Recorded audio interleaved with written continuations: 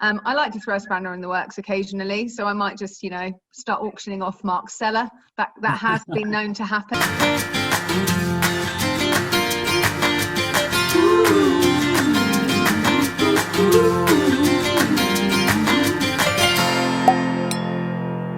Diane, you hold a very special place in the Real Wine Company's heart, because you were the very first wine that I tasted in Vinexpo in Bordeaux, where I thought we've got to set up our own wine business, because this wine really has to come to the UK. And it's actually, it was Les Cimelles Rouges. And I've got a bottle of the very first, I kept a bottle. The very first one was 2001 vintage. And I kept a bottle, which I still got, and I haven't opened it yet. So we've, so I hope everybody has opened their Trasegum Red already, ready to just give it a chance to have a little breather. And we'll come on to that later on. Should we do a group kind of swirl and taste, Mark? And you can, Diane, you can tell us what we should maybe be smelling and tasting. Yeah, so this is, so we've got the Aboire. So this is your Aboire white. And again, we'll talk about the red grape varieties later, but these are the white grape varieties. This is a blend. What goes into it? What should we be tasting? So mainly Chardonnay, but since we are in the south of the Rhône Valley, I love to blend the Chardonnay with some varietals that are a little bit more tonic, which more acidities, like Vermentino. We call it Rolle, R-O-L-L-E, which is the name of the Vermentino in France, in the South Rhône Valley. But this is Vermentino. And Vermentino is on freshness, always with acid citrus aromas. So combined with Chardonnay, which is the main varietal in the blend, it gives a Chardonnay that is in accordance with the name. It is to drink. Aboire means to drink.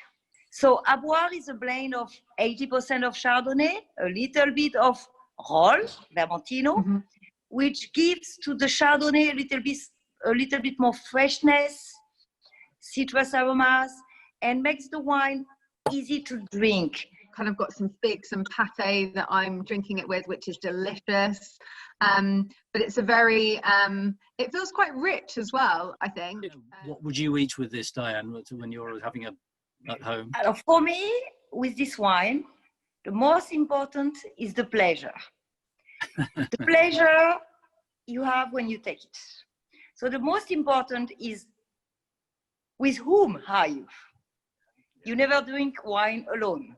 So this is the kind of wine you can open just for an aperitif when you are two, without anything to eat. But this is also the kind of wine you can arrange with a meal, which is salad, white meat, grilled red meat. Just take it easy. The wines will always stand up the meal. So Rita and Mark have been making some kind of cooking videos, obviously wine and food, a kind of match made in heaven food. Yeah. And that one of the first videos that they recorded, Mark, you can correct me if I've got this wrong, but you made homemade Parmesan biscuits. Then 100 grams. You just sit it in, or? Oh yeah. So it's 100 grams of Parmesan cheese. Yep. 100 grams of butter. Yep. I think maybe the Parmesan biscuits would go really well with this wine. No, like you're absolutely right. One of the things that Diane did when she took over the chateau, she bought it from this chap, and they were overproducing, and they were selling wine to the European wine lake, and there was a safety net price, and they were just producing so much that they, no matter what price, there was a minimum price, and they made money out of selling it, not for consumption. Diane went in there, and instead of producing from the same vineyard, say 10 tons of grapes an acre, she was producing 2 tons of grapes an acre, which is really concentrating the grapes. So the grapes are smaller, there's a much higher skin to flesh ratio, which so that means that when you crush the grapes and the juice comes out and all the flavor comes in from the skins, and the flavor and the color all comes from the skins, you get a really concentrated juice, both much more concentrated in alcohol but also in flavor, and that's what you're getting here. You've got a superb, the depth of color of that is dark and dark and dark. And if you look at the edge, and if you hold the glass at an angle and look down onto a light background, you can see it's 2017, but it's purple at the edge, and that's an indication of the youthfulness of the wine. And you have a slurp of that. You'll taste the tannins, you'll taste the French oak, the oak barrels that it's been in, and you'll feel the tannins. You can see that dryness that's on your gums and on the sides of your cheeks. That's the tannins. That's a big extract that comes from very concentrated grapes and also the oak, and that's what means that will make this wine one that lasts really well. It'll keep for good 10 years and it'll be delicious. It'll change over time. It's got nice youthful fruit at the moment, but it's got those sort of quite so Mark, that segues quite nicely into another question, which is from Just James. He has a bottle from 2010 on his shelf / in the cellar. Of Trassigum. I think so. Yeah, he's saying yes. When should he drink it? Well, to be honest with you, that it's a 10-year-old thing now. That's, you know, if this could be a very good time to try that, James. Is that, yes? Gosh, how long have you had that? You'd have to look back, Mark. I bought it from you. Yes, I know. Yes, I know. I was going to say. In the meantime, Mark McCree would like to know whether you've got any 2010. There's no chance. Auctioning off that he can bid for. No chance, James. I tell you what, you have to on a future wine tasting, if you want to open it on a special occasion and then just waft it in front of us, you know, you can tell us what it tastes like. James has already said that I'm not allowed to auction his off. So sorry, Mark. Sit down, calm down, put your hand down. You can't bid for it. But I suspect very much that it would be lovely and soft and smooth. The color would be slightly brown. It wouldn't be a purple, deep purple like this anymore, but it'll have a good color, and it should be delicious, because I have had 10-year-old Trassigum and Simel before, and they age really well. And the speciality of the Châteauneuf-du-Pape soil is these, what they call galets in French, and the translation says pebbles. But these babies are not the pebbles I know. These are the size of baked potatoes. You'd be annoyed if you ordered a pebble driveway and those turned up. So thanks, George and Karen, for laughing. I'm here for a short time and a good time. I picked these up. These are actually from Diane's vineyard, which last time I picked up. I use them as paperweights in the office, and so these have twofold interest. They help drainage. The soil has got really good drainage, which is great for vineyards, but also the heat of the sun warms these stones up, these pebbles up during the day, and of course over in the evening when the temperature gets cooler, these act as some sort of it keeps the soil warm. What we hoped you might tell us a bit about the difference between just organic and biodynamic, because you went 100% organic from the 2016 vintage, but from this vintage just finished, because you just finished your latest your latest harvest, you're 100% biodynamic. Organic, you don't put any natural products, and you limit the sulfur that you put during the vinification. Yeah. Biodynamic, on the estate, you will go a little bit further.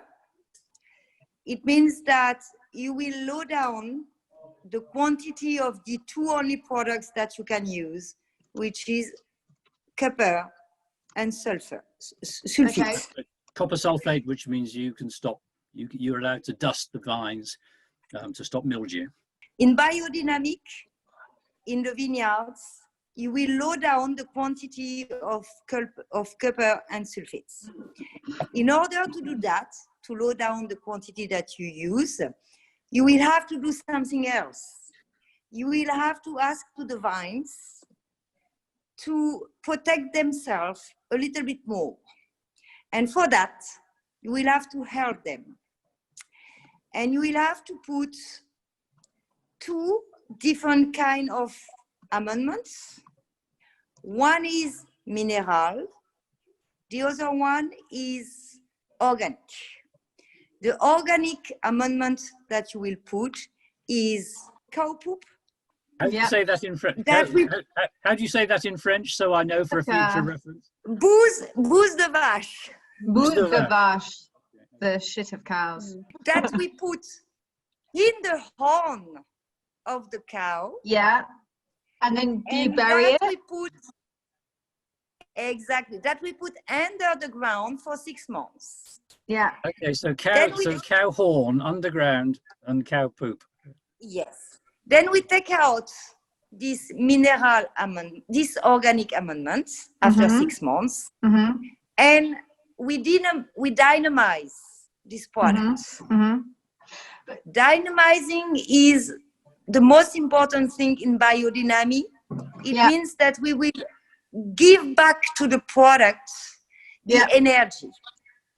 So we put the cow poop that we take out from the horn, from the ground, in some water, and then we dynamize.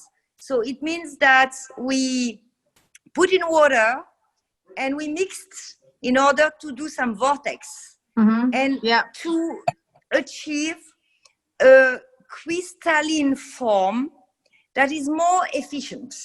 We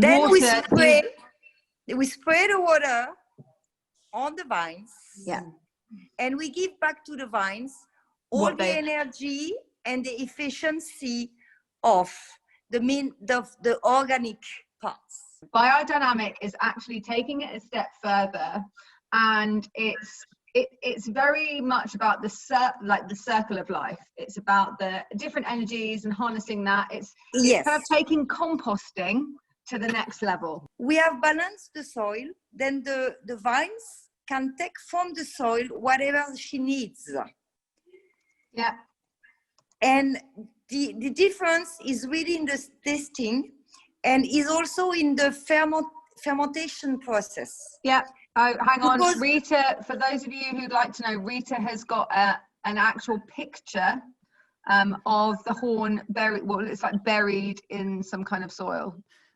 Maybe if anybody's traveling, I do thoroughly recommend. I mean, Nîmes is a fantastic city, and the whole of the Southern Rhone is lovely, but Diane's Château is well worth a visit, and I'm sure you'll be made welcome if anybody wants to go. Mark, it's not a plug for the Real Wine Company holidays again. It's not. We're going to wait. It's just before we get our group tours, we're going to have to wait for a vaccine, I think. Maybe just alcohol. We'll sort that out, but who knows? No, I think it's been super interesting, very, very delicious, and as ever, an absolute pleasure, Diane, to have you with us. Thank you. Thank you very much. Well, enjoy the rest of your evening. Cheers. Okay. Merci Marc, merci Diane. Merci Diane. À la prochaine.